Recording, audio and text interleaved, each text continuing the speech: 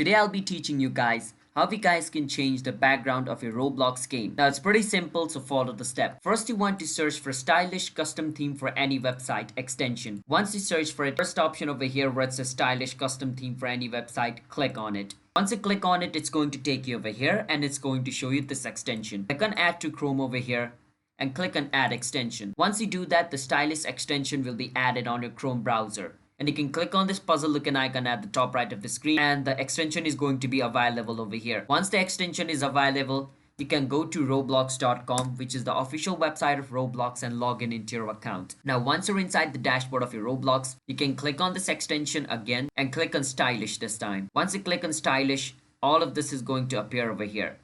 Now what you can do is click on agreed and it's going to show you tons of style over here. You can choose whichever style. So I like this style over here, which is basically like a fishing fireflies one. Click on the plus and I will wait for some time. Once I click on the plus and wait for some time, as you guys can see, my background has changed just like this.